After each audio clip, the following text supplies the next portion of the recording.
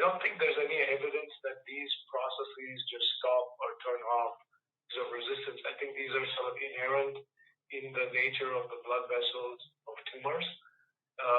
The resistance mechanisms, if at all, could be more on the target side of mTOR. And that has, of course, been published in terms of, you have a TORC1 pathway, TORC2, and that with the known mTOR, the approved mTOR inhibitors, it's sort of well recognized that, inhibiting TORC1 can kick off the TORC2 pathway where, then we'll get back to AKT and this feedback loop that causes resistance.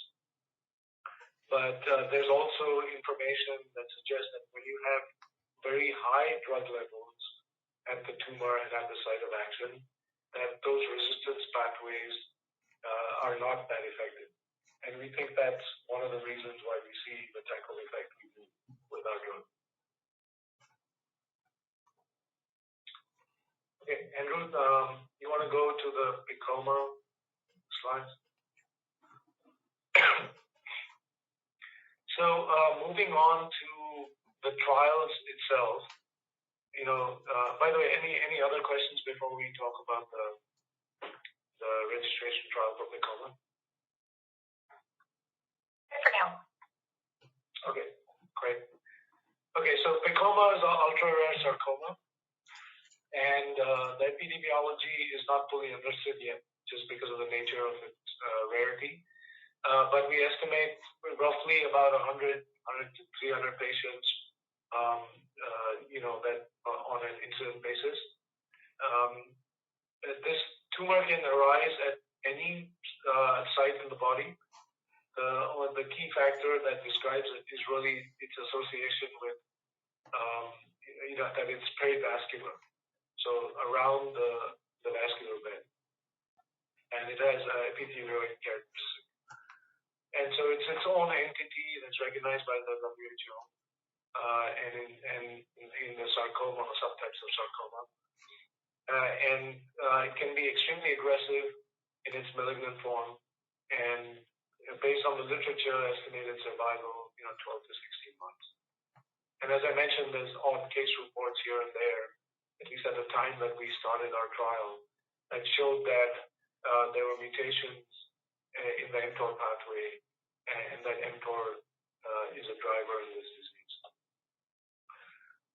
So standard of care is typical for sarcoma, which is chemotherapy, or in the more sort of academic centers, now people use mTOR off-label to treat PEComa.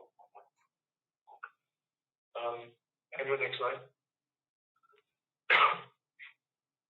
So as I mentioned, we negotiated this study with the FDA early on, and they agreed on a 30-patient study for approval. And the endpoint was a target ORR of 30% in about 30 patients. Basically, the hurdle that we had to cross was the lower bound of the 95% CI being in excess of 14.7% or 15%. So we reported this data last year, and we hit an independent radiology review response rate of 39%. So we met our endpoint. The mean duration of response at that point of that data cutoff was not yet reached because many of the responders were still in treatment, more than 2 years and more than 3 years. And so it was at that point, it was in excess of about 26 months. And obviously that number continues to change because the patients are on treatment. And then the median PFS, again, not mature at that time, but we reported it as 8.9 months at that time. And so that was the data set that's public at this point. And we filed the NDA. We've met the primary endpoints, and then we're currently in NDA review with the FDA with a PDUFA date of November 26th. That's public information at this point. So as far as the data itself,